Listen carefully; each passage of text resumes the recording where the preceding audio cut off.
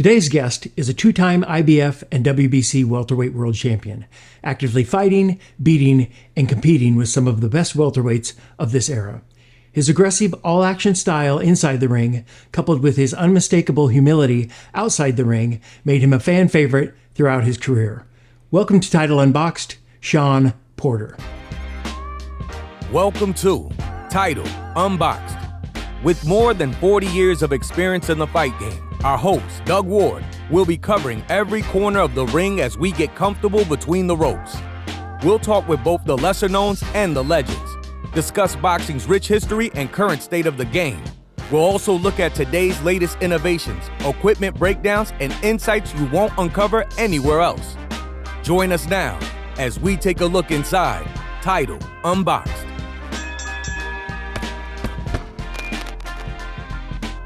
Shawn, thanks for joining us. You got it. Happy to be here and happy to be online with you. Awesome. I'd ask you how you've been, but I kind of follow you on the Porter Way podcast, and I think retirement seems to be suiting you well. Yeah. It was a long time coming. Yeah.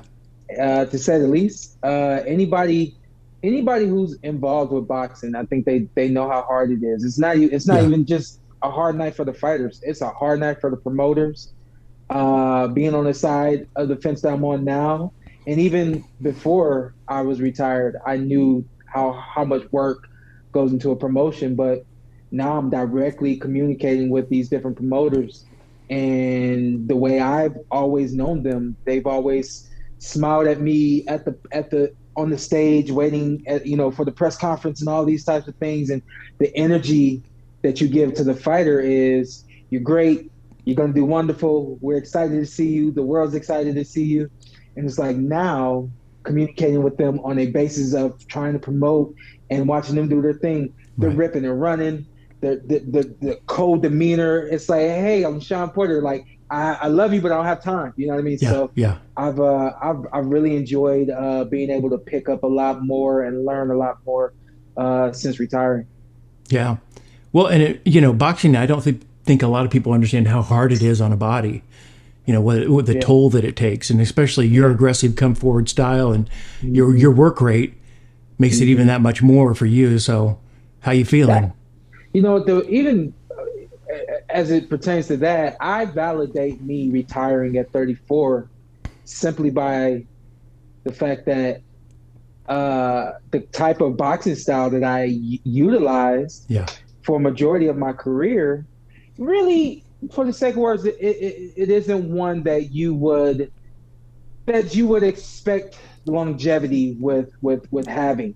Right. And I always really praise my dad, and I'm really thankful for him, because the funny thing about my style, kind of in contrary to what I just said, my dad showed me how to use my offense as a base for defense. Yeah. And so my offense really kept me safe in the ring, Right. And then on top of that, he showed me how to use defense, which also kept me safe. So I really don't think that the style that I use it's rare. I don't think very many fighters could utilize it and do it the way that I did it. And started boxing like that when I was 8 years old, so that's 20 plus years doing it like that, so yeah, I know there's a lot of, and I'm very humbled by it, but I've been to some boxing tournaments and I've seen the amateurs, and they say he has the Shawn Porter style, and they're like, I'm humbled by that. But then on the same token, I'm like,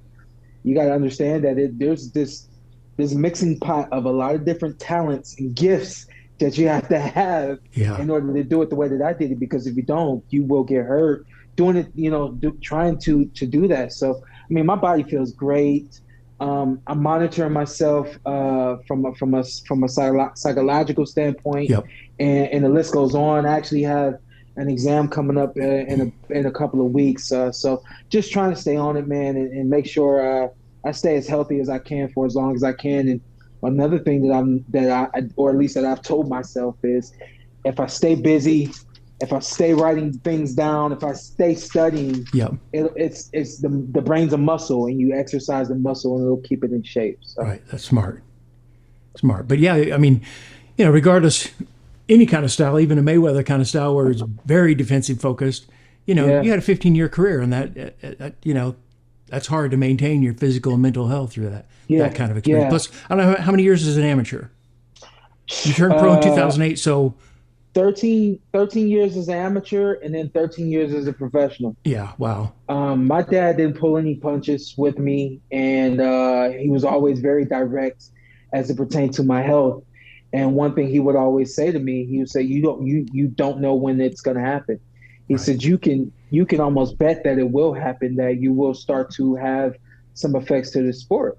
He said, "There's people who never take a punch a day in their life, and they suffer from different situations." He Yeah. said, "So you can rest assured that it more than likely is going to happen. My job is to make sure you protect yourself. Your job is to make sure you protect yourself the whole way until we're done." And so, Yeah. 13 years as an amateur, 13 years as a pro, you forget all of the boxing matches, over 200 as an amateur, I think 36 or 37 as a pro.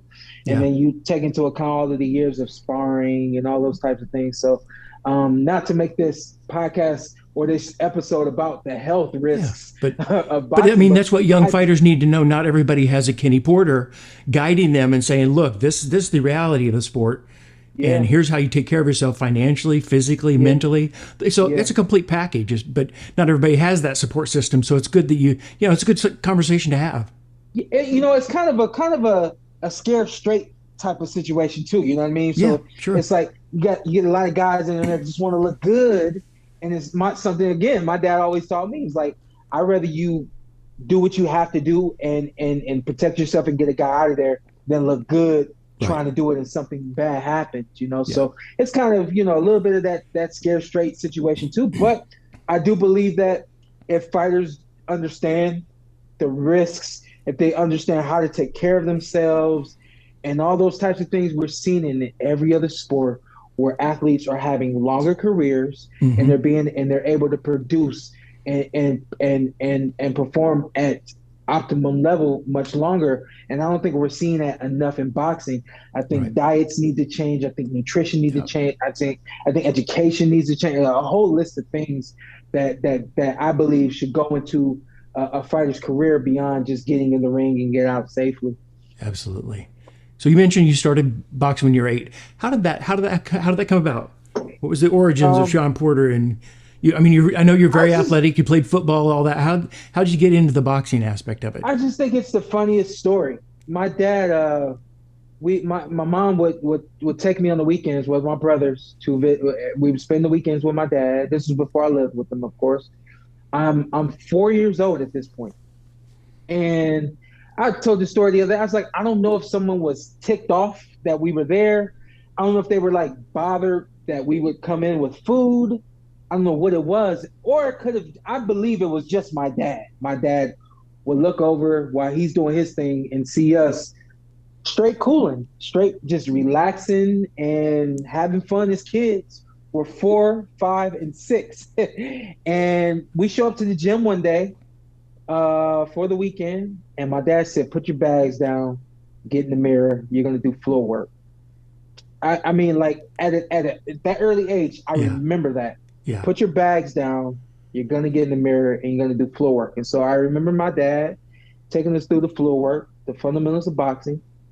We leave the gym that day, and he makes this grand announcement in the car. When you come to the gym, no more eating and no more sitting down. Whenever you come to the gym, the rule is no sitting down. You have to work. I'm 4 years old, and he's telling me that I'm 4 years old, and he's telling me this. This is before I even turned 5. Yeah. And I'll never forget. It was like, you don't ask any questions, you don't respond. It's just okay. And it started like that, right? So then 4, 5, 6, you can compete at 8. We wake up one morning and my dad says, we're going to get your boxing license. You know what a boxing license is? What does this mean? And we go, we take the picture, we get the boxing license, all that kind of stuff. My dad says, now you guys can compete. The first tournament's in December. And we you don't ask any questions. You don't say, well, I don't want to do this or anything like that. So, that's just always been my life. My life for a very long time was Whatever dad says, you do. You don't ask any questions. There's no rebuttals. There's no ifs, ands, and buts. And I lived the majority of my life like that, and I believe Yeah. that it paid off. So just a natural introduction into the sport, but much easier when you start that at that age, though. I mean, because then everything is natural to you. It always amazes me. You see fighters come in that are a little bit older, and they just don't have that mind body connection. It just doesn't come natural. It's just not organic. And it's like that with anything. You'll Yeah. see someone who is trying to play the piano for the first time as a much more mature person, as a teenager or as an adult even. Your mind is turned on to, again, ask questions, to have doubts, to want to try it a different way, all these different things.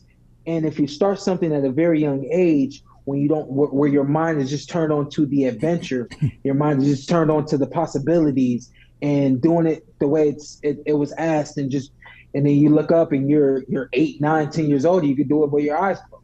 Yeah. And that's how boxing was for me. By the time before I was a teenager, I could move around in the boxing ring with my eyes closed. It made it easy. It made life easy, and certainly much easier turning pro, having been an amateur fighter for 13 years, opposed to trying to turn pro and having 13 fights. It's Right. Some guys do out there. Yeah. You turned pro in 2008. And it's a funny thing, you started out at like over 160 pounds, 165 pounds at your first pro fight.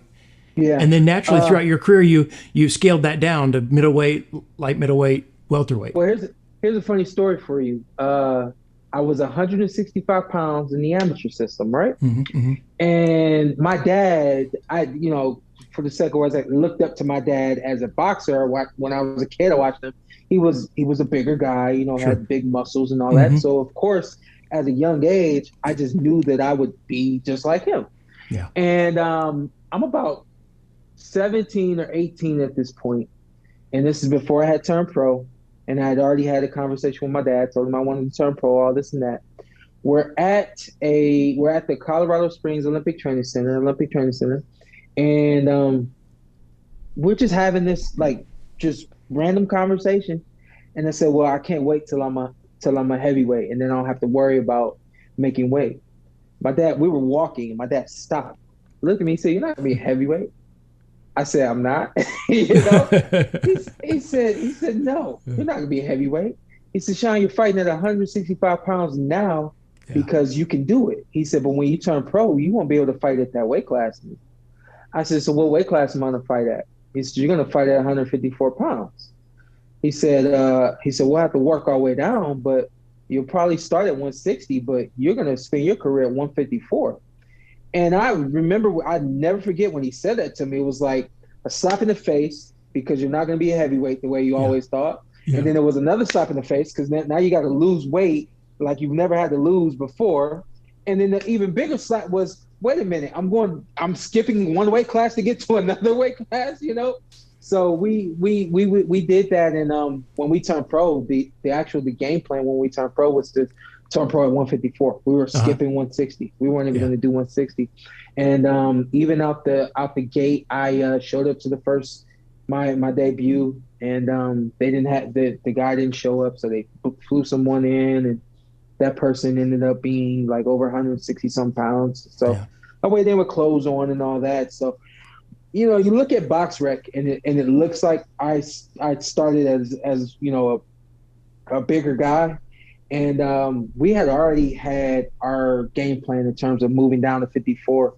And then my dad said the money's at 47. The big fight's at 47. Yeah. Let's see if we can get there. And, again, I retired at 34. I challenged myself for a very long time to be 165 pounds with the kind of muscle mass that I had. Yeah. And to lose some of that muscle, to squeeze into 47, to have some of the biggest fights that could be made, and make, the kind of money that I made. It was, people don't really understand the sacrifices that I made for a very long time.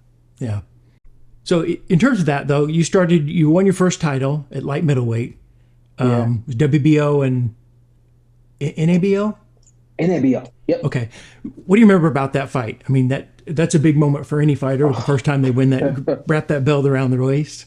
Yeah. There's so many stories in my life, and that's what my life has become. And with all of the stories that I have about that fight specifically, I keep it very brief and tell one story. Okay. I was told when I turned pro that I would never be able to fight in Cleveland, my hometown, because Cleveland wasn't the economy wasn't geared like towards boxing. So you do a promotion in Cleveland, you can't get fans to come. TV really doesn't want to go to Cleveland. It's not going to happen. So we ended up basically convincing our promoters to do a fight in Cleveland. They said if we're going to do it, we have to do it early in his career, but we can do it around a big moment in his career, and hopefully people will come.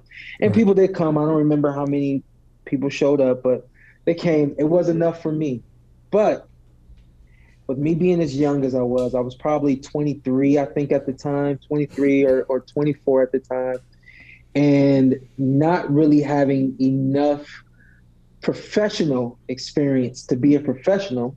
Mm-hmm. I, through the course of that entire camp, I remember writing down all the restaurants I was going to eat at after the fight. I wrote down everybody I was going to hang out with after the fight. I'd organized some people to do a after party after the fight. All of these things going on even through the course of training camp, and I was only focused on everything after the fight. Mm-hmm. And again, that's something that a lot of fighters struggle with now.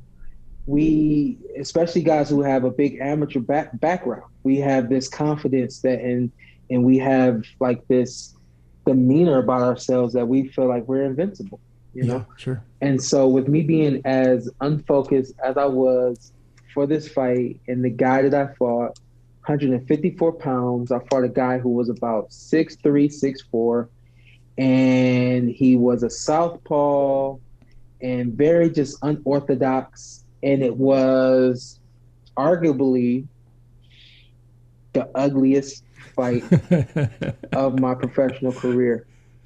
And I remember, of course, feeling like every fight before I fought him, like I knocked everybody out, and nobody could stand up. And so you just I was like in this wave. I'm going to knock him out, then I'm going to go have fun. I'm going to hang out with everybody, all this and that.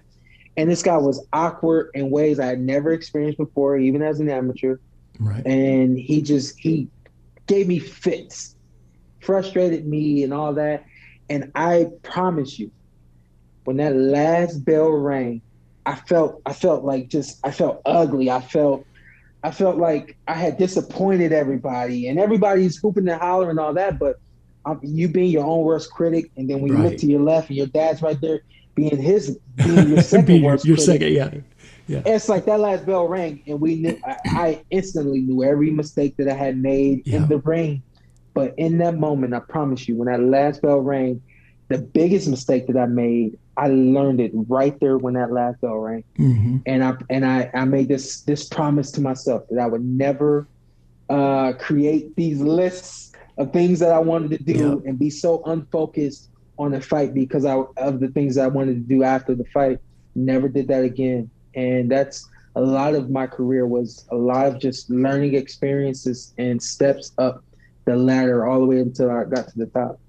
Well, that was televised on ESPN. Did that play a role in it too? Is like just the impact of that moment, knowing you're going to be on live television? And it wasn't the first time I had masses? been on live television, so that really wasn't a component for me. Mm-hmm. The component for me was simply me just not focused, and let's see what I could equate that to. I guess maybe you driving. We drive all the time, and it's like you go down these same roads all the time, and sometimes you're not focused on this right turn, and the turn ends up being a little bit wider than you need than it should be. And you're like, and the next person next to you beats you, like, oh, I turned into his lane, my bad. And then you're driving, and then you turn the other way, and it's like, what am I doing today? You know, it's like you're in control, but you're out of control because your focus is just slightly off. And it was a situation where I don't know if anybody outside of the ring could tell, but definitely for me in the ring and definitely for my dad, we knew that the shots weren't as sharp as they needed to be. Mm-hmm. Some punches came sooner or later than they needed to be. And it was because of my discipline, and I wasn't as focused as I needed to be. Yep. But I learned a lesson. Well, that's what it's all about. Yeah. Learning from each experience. Then your next title fight was at welterweight, right? Against IBF, Devin Alexander, who you faced in the amateurs, right? We were. Had he beat you in the amateurs, or? We were 8. I think he was 9 when we fought. But we were practically the same age. We were. The funny part about that is we were like 75 or 80 pounds, and so it's like it's a story, but it's not really a story because we were kids, you know. Yeah. However, I think that through the course of the hype of that fight and people talking about us fighting, no one ever really stating our ages or anything like that, and people saying, "Well, he beat Shawn once, he's going to beat him again." That was enough energy for me to want to have my revenge. Just have revenge for being 8 years old. 8 years old, you know, But that was definitely a special moment in the ring for me, and I'll tell you why. Is because I'll never forget from the moment the bell rung until the last bell. And I've had this feeling just a few times in the boxing ring, but it was like this, going back to that focus and this discipline, and it's like you're just moving in the zone, in the spirit, every single inch of that fight. And that's probably one of 2 or 3 other fights that I've had like that, where it's just everything is picture perfect. And I tell people all the time in the boxing ring, it's hard to be perfect, and that was one of the few times that I had a perfect performance. Yeah. So let's talk a little bit about you've fought some big talkers. Among those, Paulie Malignaggi. We touch on that a little bit. Is that a motivator for you? Paulie didn't really talk so much when we did our promotion. He did. Mm-hmm. I think he said. There were just a few things that he said that I think he really was just trying to poke at me and jab at me. He was saying Shawn's an ugly fighter. Shawn he's unorthodox, doesn't throw straight shots. All of his shots are looping. Like, he really was judgmental of the way that I fought. Mm-hmm. And this is again another truth. We come out very first round, the first punch that I throw cuts him. Mm-hmm. And it was a perfect straight jab. Nice. So it's kind of that, like, take this. Yeah. and anybody that knows me, like, I never threw jabs just to throw them. I always threw them to either land them or to set something up. Right. So when I threw that jab, I was throwing that jab to land it. Like, power jab. You said I couldn't throw like this. So here you go. It ends up cutting him. And when it cut him, I was like a shark that smelled blood. Yeah. After I saw blood come from right here, it was over. Yeah. It was over. Yeah. Well, but Broner was a big talker. That was a big fight, I think, for boxing fans, because even though you were probably usually, if you categorize it this way, you were a good guy. You were on the A side, the good guy side. But Broner was definitely, he was the extreme bad guy at that point. Yeah. I mean, he was just he was on his A game as far as talking smack. To see, for boxing fans, I mean, come on, I think almost everybody was rooting for you in that fight because they wanted him to shut up. Yeah, and you know what? I had enough experience at that point to understand what he was trying to do. Right. And what made it even worse was it was almost like he was showing his hand to me. So we're on the stage and he's bringing up all of these personal things about myself and about my dad. And what I understood very quickly was, oh, you prepared all this. Whatever. Yeah. Like, yeah. I don't all premeditated. It's all premeditated. Like, come do something like off the cuff. Yeah. If you want to get my attention. And so I'm hearing him say these things. And once it clicked to me that he had, like, basically written down his notes and came prepared to shake me up, as they call it in boxing, where you talk crap about a guy to get him upset and all this. I remember sitting back like this, and there was kind of that acceptance of go ahead and say everything you want to say, because pretty soon you won't be able to talk. And when we can't talk anymore, there's only one more thing left to do, and that's throw our fists. And that's when I'll have the last final word. So yeah, that's for the most part, it's always how I've handled, the crap talking. But yeah, I tell you what, when I fought Errol Spence Jr., they did a announcement for the fight. I don't remember what big fight it was. It could have been Deontay Wilder out here in Las Vegas, but they had a big fight, and they wanted to do the announcement of our press conference during like that day before the night of the fight, or excuse me, before the fight. And we were like scrambling around to get our suits together and all that kind of stuff. And somebody looked at me and they said, do you know what you're going to say? I said, no, something always comes to me. And I smiled, because that's just how it is. Yeah. And it was actually my coach, Larry Wade. He said, who you know Wade very well. Very well. And Wade says, he says, yeah, you'll come up with something, champ. They called me up to the podium to speak, and Errol Spence's name is The Truth. Mm-hmm. And out of nowhere, I just go on this little, he referred to it as a poem.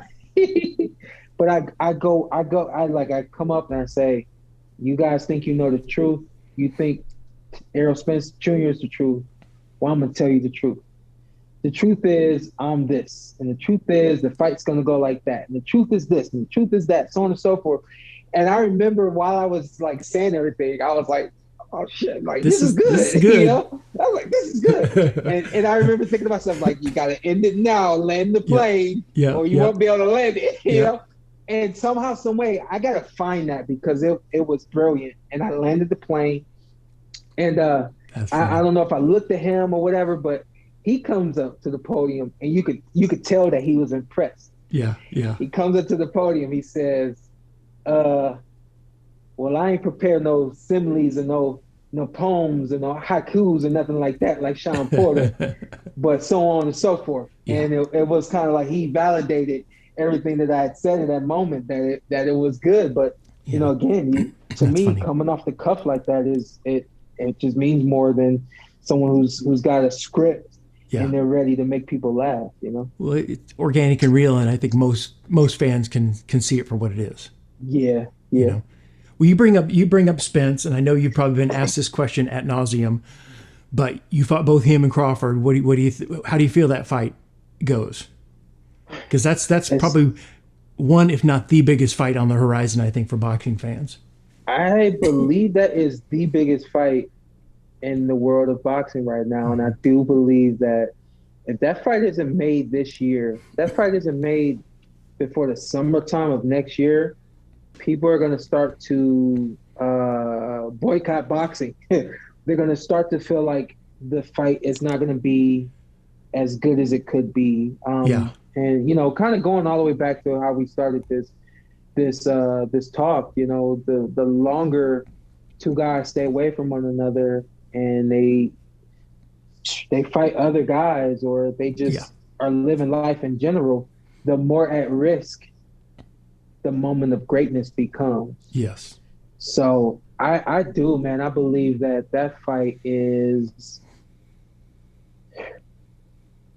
for my era, for this decade, and me being young in terms of watching boxing. I probably didn't start watching boxing the way that I do now until 2018, 2017, 2018.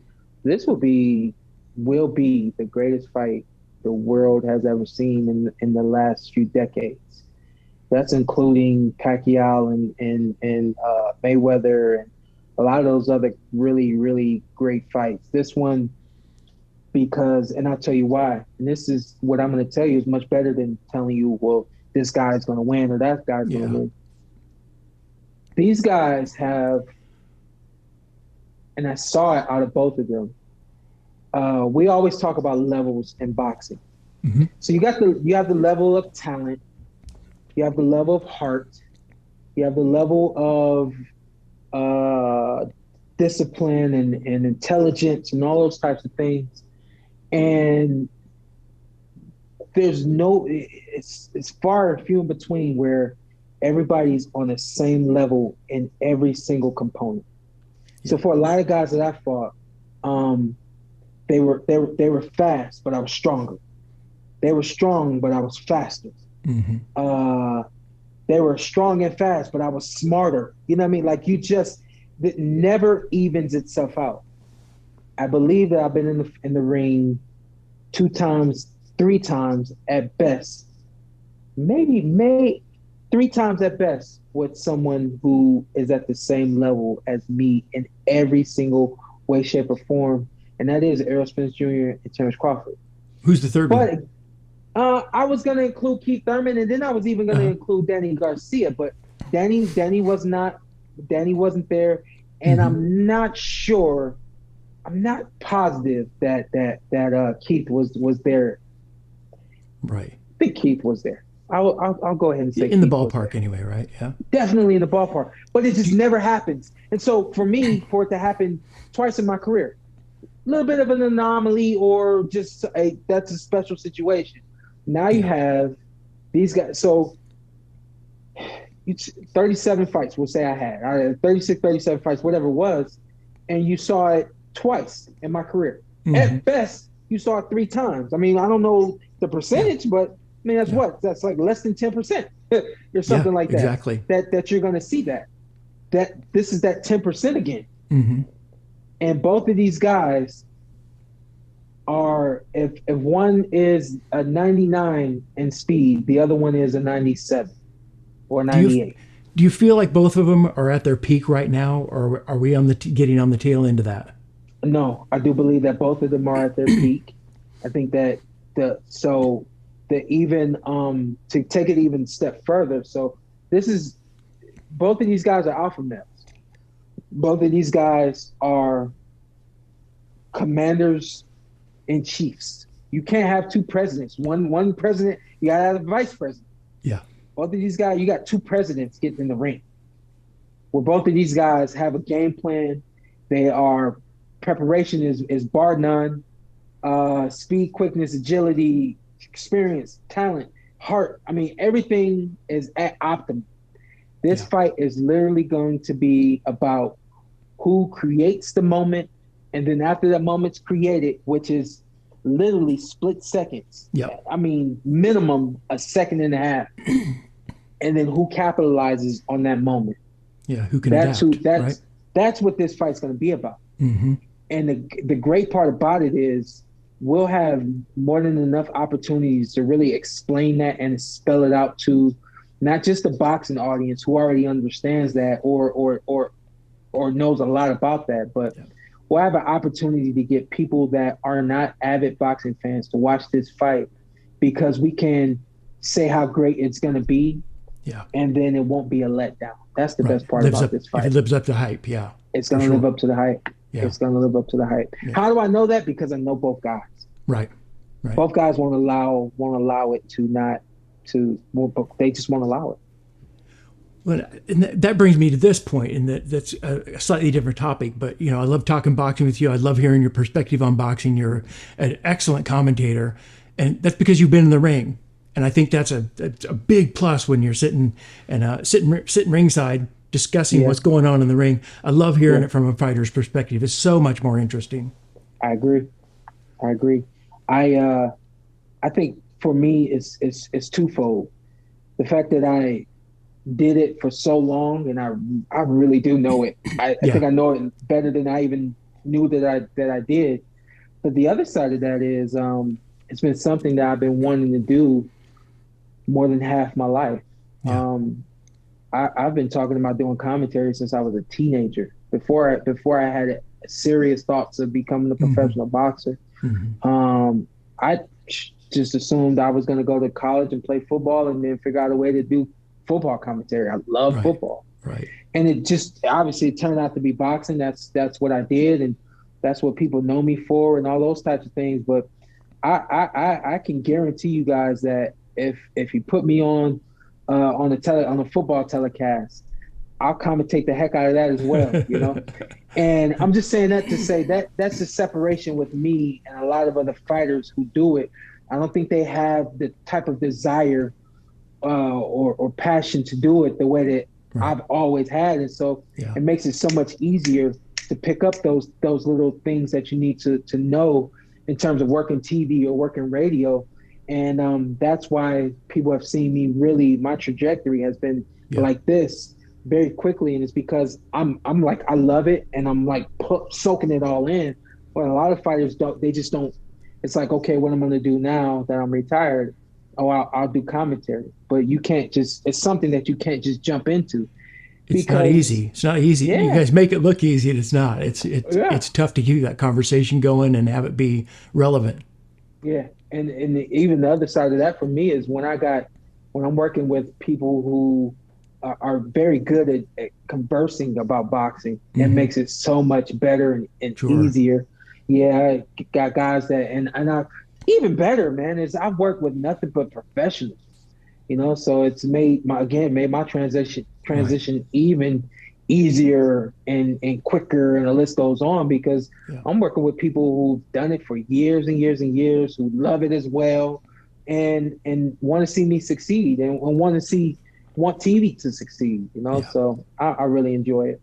Well, it's one great aspect you've added to your arsenal and your after boxing career. And I want to come back to that, but I do want to talk about, you know, we talked about before, you know, you're known for your work rate and your work ethic. And part of that has got to come from the guys you've surrounded yourself with. Your dad, Kenny Porter, was very much a disciplinarian. And I want to talk about Larry Wade a little bit, because I've been in the sport over 40 years. He is probably by far the best strength and conditioning coach. And he approaches the mental side of the sport better than any other guy I've known. Yeah. Let's talk about Larry a little bit. What did he bring to your career? I know he met you on the track. It was a very random meeting. What did he bring to your career? What dynamic did he add to it that you maybe couldn't have gotten from just any other strength and conditioning guy?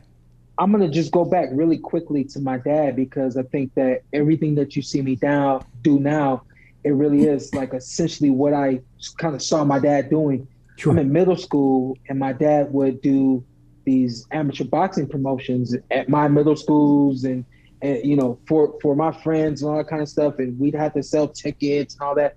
My dad would pick me up from school, myself and my brother, pick me up from school. We'd go print up tickets, print up flyers, all these different things. And then we go to the gym. And then we train at the gym. Then when we left the gym, we go do some more work. I mean, it was like nonstop. I hated it as a kid. I just wanted to live a normal life the way kids do, you know? And my dad was just go, go, go, go all the time.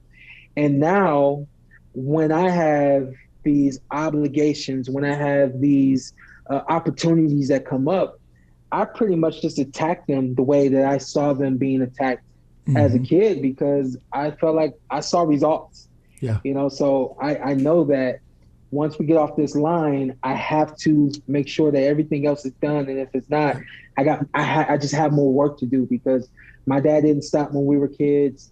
And so I really don't stop now. But you fast forward to us meeting Coach Larry Wade. We met Wade, I believe, in like the end of the summer of 2013. It was right before my first world championship fight against Devin Alexander.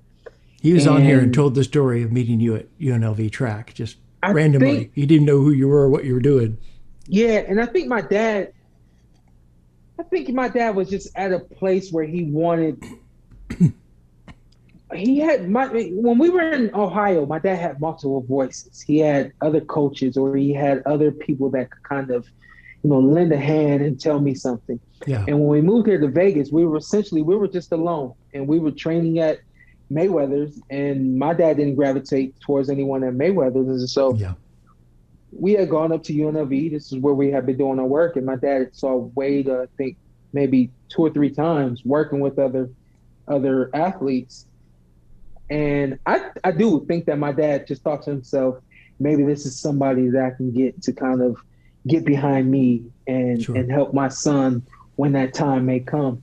And that ended up becoming a blessing for Wade, because Wade was able to get into the sport of boxing the way no other strength and conditioning coach gets into boxing, which is why he really is the best strength and conditioning boxing coach in the world. Yeah. And I put him up against anyone, because the difference with Wade is he came into the sport and he had to learn the sport. And he had to learn how to incorporate what he knew into the sport. And learned it on a championship level. Most guys don't start with the Shawn Porter, you know? Everyone else comes into the game and it's, well, here's what I do. You tell me when to go, and I'm going to do what I do. And on the other side of that, the boxing coaches don't understand that we have to integrate these two things. We can't just do boxing and then go on and do strength and conditioning. So between my dad and Wade, they were really able to learn from one another. And I think Wade was able to learn more from my dad, because my dad had been in that for so long. They learned how to really develop a game plan and integrate the two, where you're able to have both simultaneously, right? And you're not looking at it as if it is just a strength and conditioning program and a boxing camp. And that's how, more times than not, that's how it is. I have camp, and then I'm bringing in someone to do my strength and conditioning in camp. And the way my dad and Wade did it was like they're together. There were days where we had a plan for strength and conditioning. We altered the strength and conditioning plan because we did X amount of rounds in boxing, so on and so forth. Other guys don't know how to do that. They don't know how to taper, tail back, increase, decrease, depending on what the workload is, so on and so forth. Now I'm going into a whole other thing that I'm sure Wade has talked to you about, but that, I think, is what has made Wade a unique asset to the sport of boxing. It's because he was able to learn boxing, able to learn how to incorporate strength and conditioning into boxing, opposed to giving a fighter a strength and conditioning program for them to box with. It was like you just have to use both, you know? The perfect blend. Yeah. Plus in you, he had the guy that probably is just willing to do, you tell me what to do and I'll do it, period. You know, that also isn't instilled in every fighter, that, you know, you tell me to. Wade would we do a run or something like that. Wade say, how you feel? No, I don't look up at Wade. I just shake my head. And we went through months of that.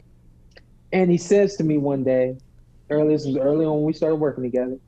He said, hey man, when I ask you how you feel, I really need to know how you feel. And I smile and shrug things off. So I say, yeah, I know.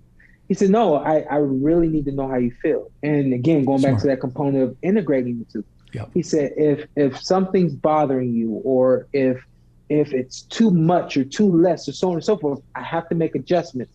So you need to speak to me. I said, well, guess what, Wade? I said, that man over there, pointing to my dad, I never had to speak to him. So I don't really want to speak to you. I just want you to tell me what to do, and I'm going to do it. And he said, well, all right, champ. And so we went a little while longer where it was just, whatever you tell me to do, I'm going to do it. And then I remember one day something wasn't feeling good or whatever. And so I ended up saying something. And it was the worst thing I could have ever done, because it brought him right back to, how you feel, champ? How you feeling today? The things that I don't like to hear. Just tell me what to do and I'll get it done. So he said, that right there. He said, when you communicate with me, now we make a small adjustment. We get you on and off of this track. We get you in and out of the workout safely with no hurt, harm, or danger. And again, something that other fighters don't really understand is how to, pace yourself through the course of a training camp. Yep. How to make sure you're able to get into the ring on fight night as close to 100% as possible. And my dad and Wade, they did that for me time and time again. Yeah. Let's talk a little bit about, let's go back to your dad now. So I do want to talk about, father-son relationships, I think, are more prevalent in the sport than they've ever been before. But, you go back to the Wilfred Benitez, you go back to Felix Trinidad and his father, some successful teams. What made you and your dad such a good combination? Because it doesn't work in all cases. Sometimes all it is just conflict, and the fighter and dad don't know when to shut it off, and it causes a riff in the relationship. What made you guys work so well? I kept my mouth shut. That's easy. I do think that you had a level of respect for your dad that maybe not all kids do. Absolutely, and that's I did a talk not too long ago, and I make this as brief as possible, and this is just how it goes, and this is what again separates me from a lot of other athletes out there that dealing with family member, dad, or whatever. I had such a high amount of respect for my dad that it was like I wouldn't dare ever rebuttal, say anything, or question, or doubt, or anything like that. And what happens is you have a man and you have a child. As the child gets older and matures, becomes a man, this man, this father, will always see this kid, no matter how old he is, as a kid. It's just it's nature. Yeah. You're gonna always want to protect. You're gonna always your voice is always gonna be deeper.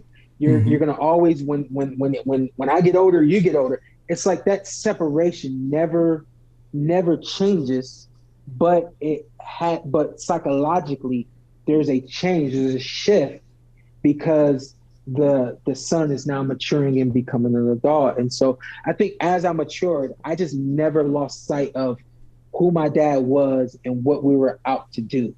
And I think a lot of times fighters are like, well, you yelling at me. It's like, I've always yelled at you.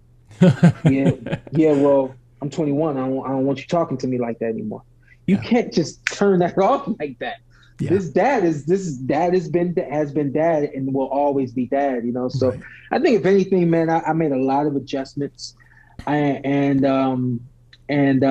I think that I was very patient with my dad, and I think people learn from what they're experiencing, and so I think my dad learned that, I'm giving him patience, and he's got to give some of these things right back to me. So we made it, I would say, the entire way. For sure, and did it successfully, Yeah. And, okay, so I want to talk about something I probably mention this almost every podcast, because I think it's so important for young fighters and anybody in the game, is that career plan for life after boxing. Because if you don't have it, you inevitably box too long, end up broke, any number of bad scenarios. But you've really carved out a great niche for yourself in the Porter Way podcast. I know you're into doing some motivational speaking, the commentating, of course, that we touched on already. Talk about a little bit what you've got going on right now, and your plan. How all this came about? Was it after boxing? You said, okay, now I need to come up with a plan B, or did you start to plant those seeds early on and start to think in that mindset? I got a lot going on, and even as a kid, it was never just boxing. Most of the guys that I fought against and fought with at the amateurs, they couldn't wait to become professional boxers. I had so much going on. Even as a kid, I was playing football, and I was getting good education and around good people, and the list goes on. No knock on anyone else, but when I turned pro, I had already turned pro with a vision, with the game plan, and it's all coming together. The number one thing I think was always going to be the commentator. That I could not wait to get into that. And my first actual commentator gig was in 2015. And I remember I finished, went back to the room that night. I was like, oh my God, I love it. I knew I was going to love it, What was that for? Spike TV. Spike TV, okay. Yeah, awesome. Antonio Tarver was the commentator on Spike, and he was actually fighting, and they chose me to replace him for that night. And that's great. I was like, oh my God, I need more of that. I need more of that. Yeah, that was the beginning of it. 2013, I saw a life coach. She really helped me out with a lot of things that I was dealing with. And probably around 2016 or 17, I said, I'm going to do what she did for me. I'm going to do that for athletes one day. And I contacted her during the pandemic, and she certified me to become a life coach during the pandemic. Yeah. So now I have the credentials to do life coaching. I've done a few public speaking engagements. I love motivational speaking. I do that at the end of my podcast episodes now. And that to me is where I am. One of the most important gifts to me is my ability to affect people in a positive way with my voice and with my energy and, with my presence. I learned that when I think I was 18 years old. We went to a detention home to talk to the kids. They had, Grand Theft Auto and, the list goes on. I'm talking to all these guys and we're the exact same age. Some of them are even younger than me. And I remember looking at these guys while I'm talking to them. I'm thinking to myself, man, like I have their attention. Like everybody is looking at me. Like, how is this possible? Like these are some of the baddest guys in Ohio, and they're all like paying attention to me, Yeah. And so even at 18, that clicked that was going to be something that I would do. The Porterway podcast is something that I wanted to do, have been wanting to do as soon as podcast kind of became a thing right around 2018, 2019, it became a thing or a bigger thing than they had already been. And once my Fox show, Inside PBC Boxing, once that ended, I was on this high of traveling, of working in a studio and doing these productions for TV. I was like, I want that to end. I just got going with that. I don't want to do it. What do you mean this is ending? And so I went out, I got a whole bunch of equipment and talked to the guys that are on the show now. And I was like, hey, I'm ready to do this.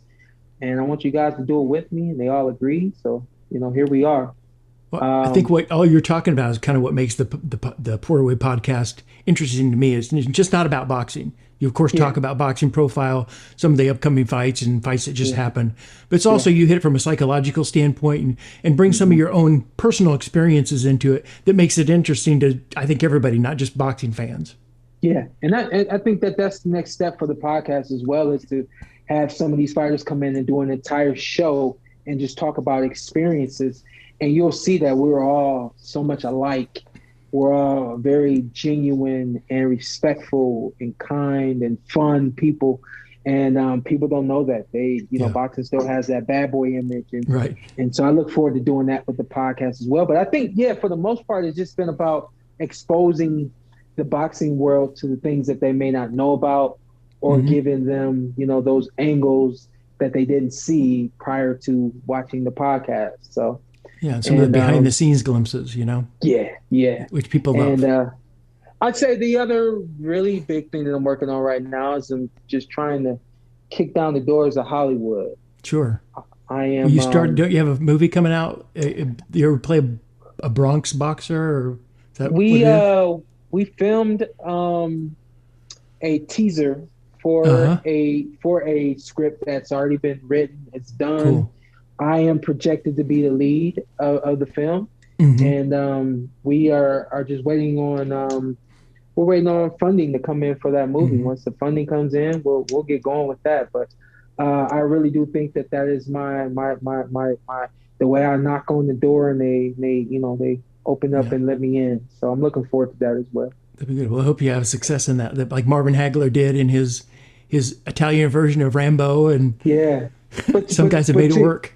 But to your point and your question, a lot of what I have that I'm doing now, they were already manifested in my mind and planned, and some things even thought out. But then you have that portion of production and initiative and action, and that is where I'm at right now, where people are starting to see everything that I'm doing. And had you guys seen all this while I was boxing, you'd be talking about me the way you talk about Ryan Garcia. He's not focused. He He's got other things on his mind. I'm at a point now where I don't want to focus on boxing anymore. I did that long enough. Now let me get to everything that I've been wanting to do that I wasn't able to put my focus and attention on. So that's it, man. I think that what everybody sees from me, it can happen. Again, I was never interested in just boxing. And so I always had all these other goals and aspirations, but I don't want anyone out there to listen to this and feel like they have to start game planning for life after boxing immediately. Right. Some guys out there are just simply amazing. To me, Shakur Stevenson is just amazing. Yeah. Errol Spence Jr. is just he is a fighter. Terrence Crawford, just amazing talent. Guys like that, if you're a guy out there watching this right now, you have that type of talent and that type of that amount of shoot, the word I'm listening. Potential. Just their ability there, yeah. Yeah. You have that. Yeah. You have that type of potential. Please, like, don't feel like you have to be focused on life after boxing. Definitely, have some thoughts, but remain focused on what you got to do in the ring. I can definitely say that about me. After I had that experience in 2010, I never looked back, and I was never not focused or disciplined enough to get in there and not only handle myself, but take down some of those monsters out there. Yeah. Well, Shawn, you're definitely one of the good guys in boxing. I know that's sometimes thrown around too much, but you're just genuinely a humble and decent human being. And it's great to see you giving back in the ways you're doing, because it's that your life experience and experiences in the ring, it will lend itself to so many other fighters out there. Mm-hmm. Mm-hmm. That is another part of that component of that life coaching. I think that a fighter lives an entire life. They live the life of a professional athlete. Mm-hmm. They live the life of someone coming from nothing. They live the life of a son or a brother that's got, all of those adversities and all those types of things. The same adversities that you may have gone through, Doug, I probably have experienced them just in a different shape, in a different way, but can definitely relate to just about anybody out there and give that life experience to them and help them on their journey as well. So that is what I'm all about now. It's going to make a big impact. Yeah. So how do people find the Porterway podcast, and how else can they connect and watch what you've got going on as far as motivational speaking, the second part of your career, everything? I just wish that I knew. I wish I knew my handles. I don't. I think, but if they can easily type in the Porterway podcast and find you, where's it? What platforms is it on? I can see it on Instagram all the time, and I tell people all the time, watch the Porterway podcast on YouTube, because then you'll be able to see the characters. We have a lot of people out there that actually listen to it, and I didn't know that, but it's on every podcast platform out there: Apple Podcasts, Spotify. I mean, you name it, it's there. And it's cool that people can get that same energy from listening to us as you can from watching us on YouTube. But I encourage everybody to watch it on YouTube.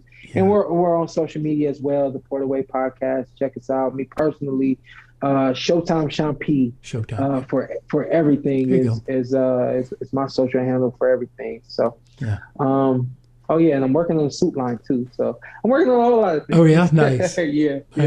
Get people feeling good and looking good. There you go. Yeah.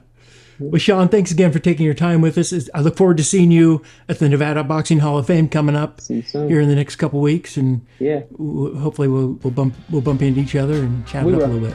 We will. Right. See you soon. Thanks, Shawn. Take care. You too. Thank you for watching this episode of Title Unboxed. If you're anything like me, you can never get too much boxing. So if you'd like to watch more episodes, you can find us on Spotify, Apple Podcasts, and on our Title Boxing YouTube page.